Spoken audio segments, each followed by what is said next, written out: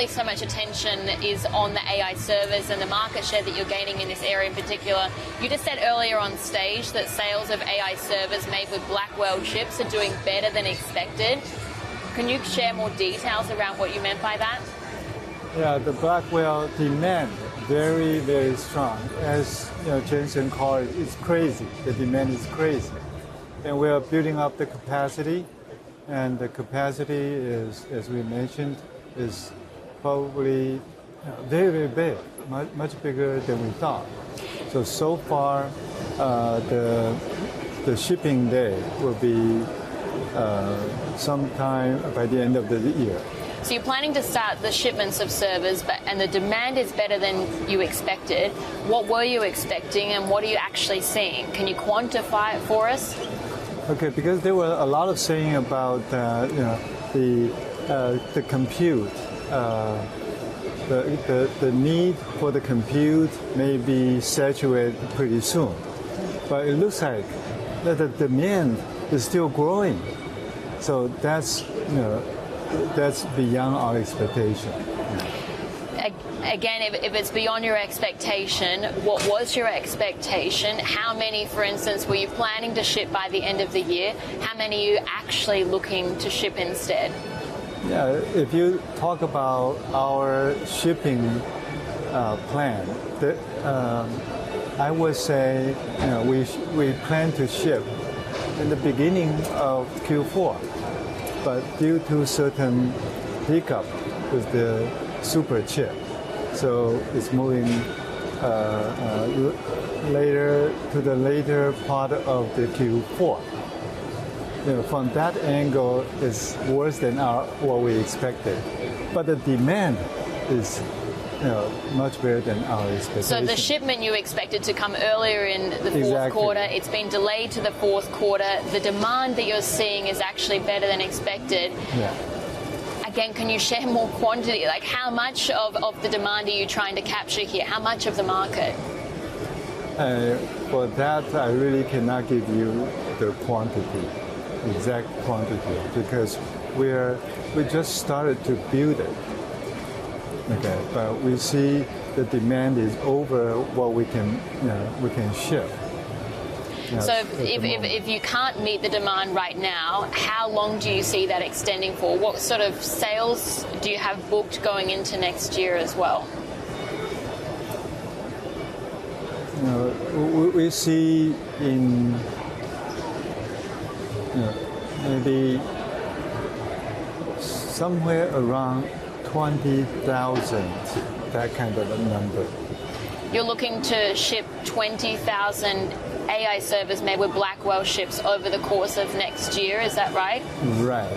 Okay, and any particular quarter that you're looking at in particular for that, or do you see it being spread out? It's not per quarter, that's a year. Yes, but per quarter, are you expecting a bulk of those to go in one particular quarter, or do you see it spread evenly across the course of this year, or next year rather?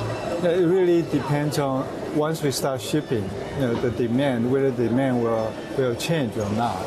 If the demand doesn't change after we start shipping, and the demand maybe will be even higher than we expected. So what sort we will not know. What sort of capacity then? How much can you ramp up production, do you think? How many of these servers could you be providing to the market, do you think?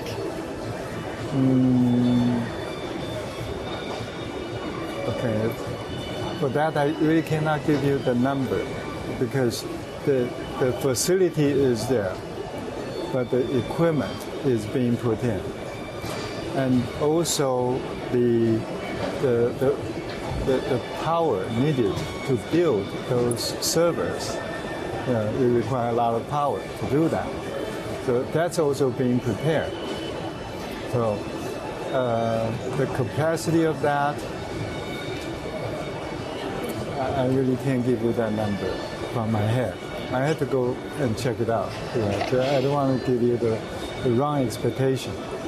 The demand that we see from hyperscalers, there has been that big question sort of hanging over AI for the course of the year. Would we start to see any concerns around that fading? Do you see any of the customers that you speak with, and I'm speaking here about the hyperscalers, that are looking like they maybe need to pause on investments for a period to wait and see if they actually do see ROI? We haven't seen any of that. We haven't seen any of that concern. But you probably heard some analysts talking about that concern, but from the market, we don't see, we haven't heard any concern like that. Nvidia has very tight control over the designs of its products. Yeah. How closely do you work with the company to add your own value to the designs as well, and your own expertise? I'm thinking energy, for instance, is one area, in the cooling technology. As I mentioned in the past, that Foxconn is most integrated, vertically integrated supplier to the server industry. If you don't count GPU, CPU, and some minor IC components,